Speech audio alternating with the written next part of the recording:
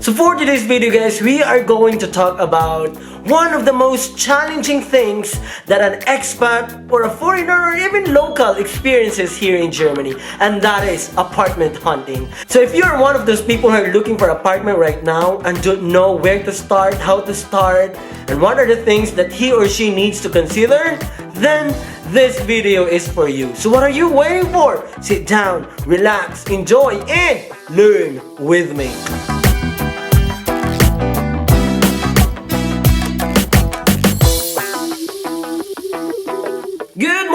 Good morning! Isang napakagandang umaga. Buenos dias! Bom dia!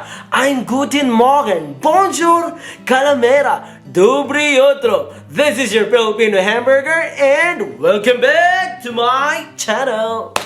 Well, just a reminder, if you are new in this channel, please feel free to subscribe and click the notification bell for more informative, useful, fun videos from your Filipino hamburger. As I mentioned already, looking for an apartment in Germany is indeed challenging. You need to know where, how, and when to look for an apartment. So without further ado guys, here are the things that you need to consider when looking for an apartment in Germany. Number one, you should know what kind of apartment you're looking for. How many rooms? When we are talking about rooms in Germany, guys, please don't be confused, okay?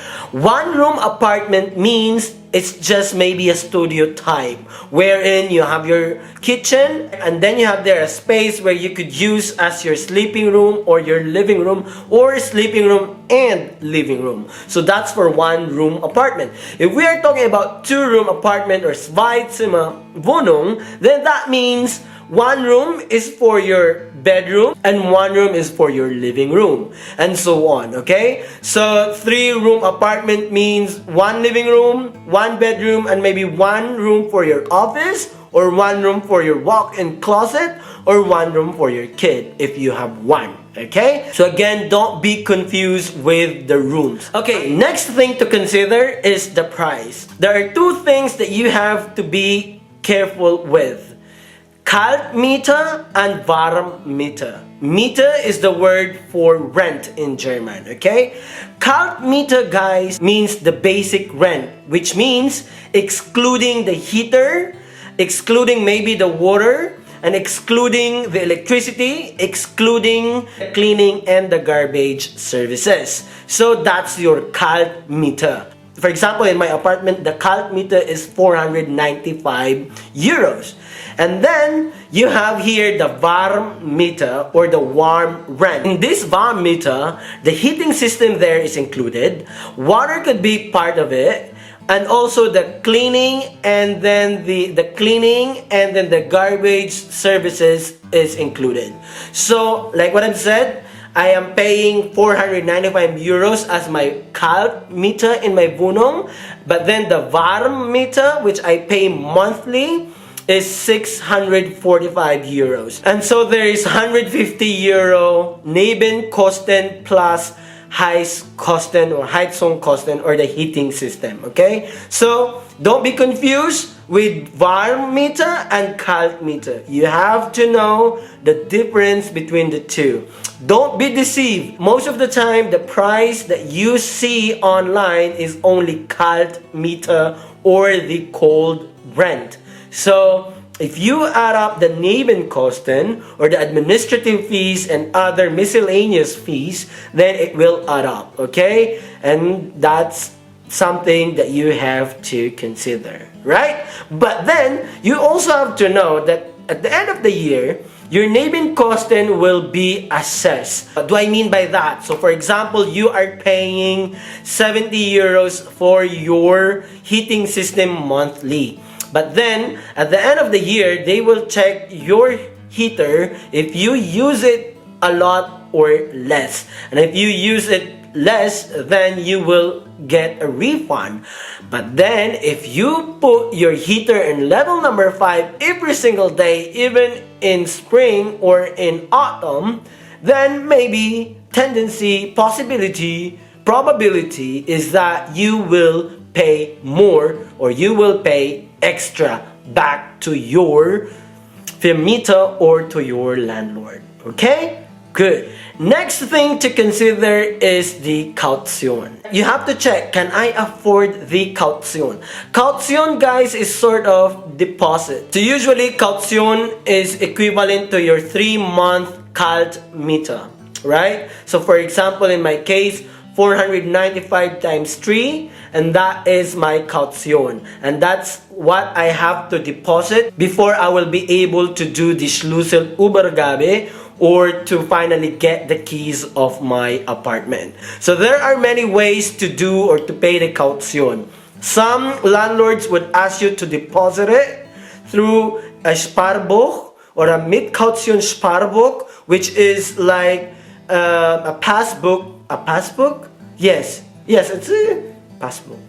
Yeah, it's like a passbook, you know, the traditional one, wherein you have to go to the bank and then they will write it there, or they will type it there that, okay, this certain amount is deposited under this company, and with this apartment, okay? The other possibility of paying your Mietcaution is simply doing a domestic transfer from your bank account to the bank account of your landlord. That's it. So, caution, you have to think about that. 3-month kalt meter. That's your caution. So yes, guys, you can get 100% of your Mietcaution or your deposit if you are moving out from your apartment without any damage done during your occupancy.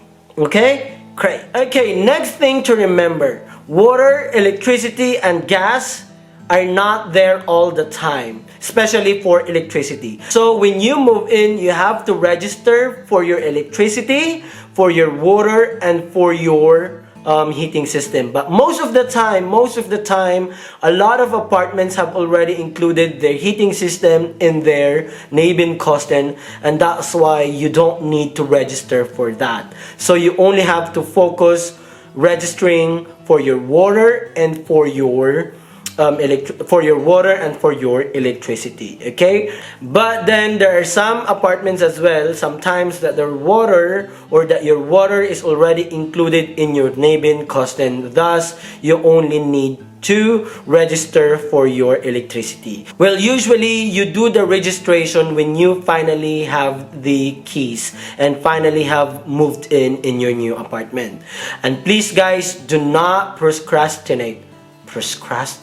Oh my god, I used that word. So don't delay the registration, because it might cost you a lot later on. One thing that you need to consider when looking for an apartment: mobiliert or not, furnished or not furnished, okay? Most of the time, furnished apartments are more expensive than non-furnished apartments.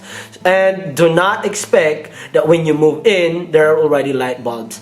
Most of the time, or tendency, you enter an apartment completely nada. Okay, maybe there's kitchen, but there's no light bulbs. So you have to buy your own light bulbs. I mean, if your landlord or landlady is nice enough, you enter your apartment or you move in your apartment with minimal or a minimalistic light bulbs. Otherwise, purchase your own light bulbs. One thing that you have to consider as well when looking for an apartment is the floor or the etage or the stock or the story where the apartment is located. In, on, at.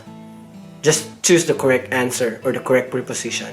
So, always remember, if your apartment is on the ground floor, then you might be a potential candidate for akyat bahay or for breaking in or thieves, okay? Because it's on ground floor, then it's easy to just break in your glasses and voila! Take all your diamonds and jewelries, if you have any, no? Otherwise, maybe they're gonna take your water cooker, vasokocha, or your oven. Now, oven is so big, but you know, yes, that's the idea. Then one thing is that apartments on the attic, or let's say in German they call it Dachgeschoss, okay? It may sound good. It may sound great. It's like, oh my god, I have a nice view. I am living on the top floor in the attic. But then there's a plus minus there. Plus factor, or I don't know if it's called plus factor, but during winter, it could be super cold.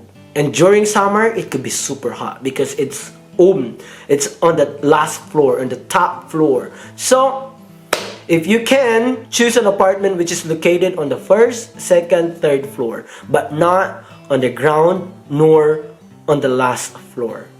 I mean, it's your preference anyways at the end of the day. But this is just some advices and some tips. Okay? So yeah, ground floor or attic.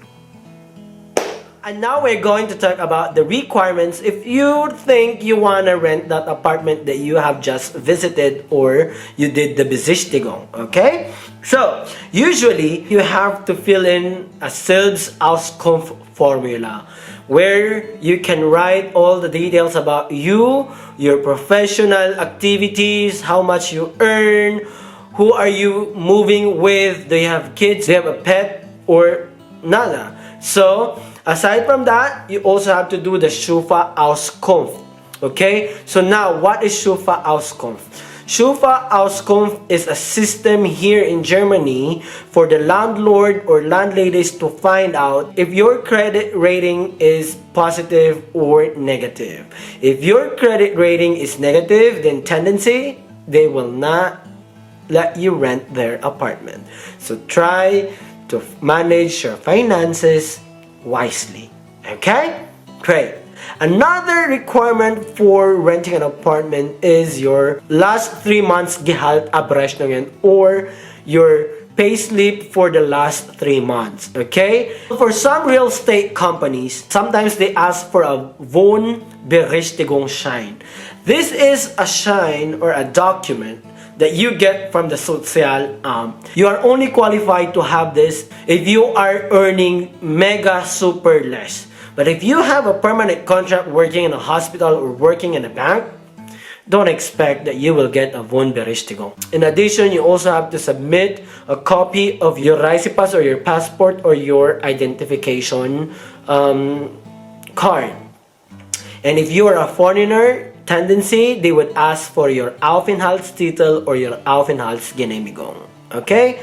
And if you are just new in your job and you cannot provide a Gehaltabrechnung, then they would ask a copy of your Arbeitsvertrag or your work contract. So these are the documents that you have to complete or you have to comply when you want to rent an apartment here in Germany. Now, last tip from my side. Tricks and tips during the Besichtigung. Okay? When you're looking for an apartment in Germany, you use the online platforms to request for a Besichtigung, or in US, I think they call that open house. So we are on our way again to another ocular inspection here in Winterhude.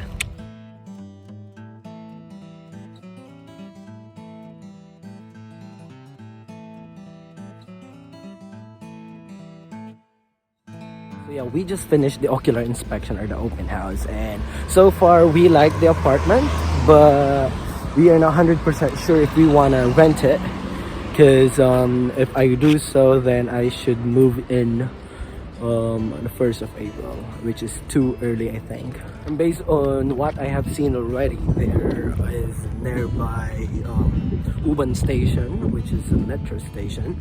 So, and there's also a grocery or a supermarket, which is like a 5-minute walk.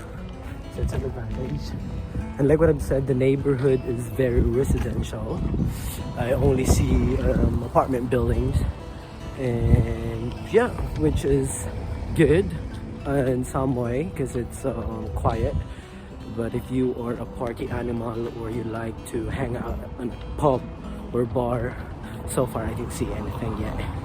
But yeah, this is the neighborhood again. So that's your opportunity to visit the unit and have an ocular inspection. Okay? So now, how or what to do during the Besichtigung. Number 1, you have to be presentable. What do I mean by that? Wear proper clothes accordingly. Of course, do not go to a Besichtigung only with your slippers, only with your, I don't know, basketball shorts and your hoodie, because you're not giving a very nice impression. Okay? I mean, imagine that, guys. Most of the time, in a Besichtigung here in Germany, there's a line. It's like an audition of a reality show in the Philippines, maybe. And you can see different types of people there, from different backgrounds, different profession. If you are, let's say, if you are the real estate agent, and there's these two applicants, one who is wearing like tuxedo or maybe coat and tie because I don't know what, and another one just wearing flip-flops, basketball short and tank tops, sandal, or sleeveless. Who do you think has the higher chance of getting the apartment? Okay? I'm not saying that people discriminate, but your presentation of yourself plays a big role in convincing that real estate agent that you are the person that deserves or who deserves to take that apartment. Next tip, you have to be on time. Like what I've said, there are usually long lines for Besichtigungen here in Germany. So if you are on time or if you are very early, you will be there early. You will be the first person to enter the apartment and see. I was like, oh, okay. Based on my experience, one time I was invited for an ocular inspection at 11 in the morning, and I thought, okay, I need to be there at 10:45 so that I will be early. When I arrived at 10:45, I was already the 5th person on the line, and I was like, oh, okay. So you should think in advance, okay? Be early, or as much as possible earlier than the usual, okay? Be there 30 minutes before. Yeah? Great. And next tip, be confident. When you are talking to the real estate agent, be confident. Don't be confused. Don't be so indecisive. Like, for example, the leasing contract is at least for 2 years. Then you can just say, oh, okay, great, for 2 years. That's good to know. Instead of saying, for 2 years? Oh, that's a bit long. I don't know where I will be. I was like, if you do that, surely you will not get an apartment.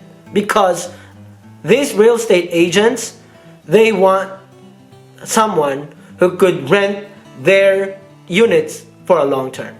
Okay? Great. So, be confident, be presentable, be on time. Right? And basically, that's it from my side. I hope you learned something new from your Filipino hamburger. And again, guys, thank you very much for staying until the last minute of this video. And if you like this video, feel free to give me a thumbs up, share, and again, don't forget to subscribe. And once again, guys, this is your Filipino hamburger who wants to say that you are one step ahead from the others if you have the proper information with you. Have a nice day!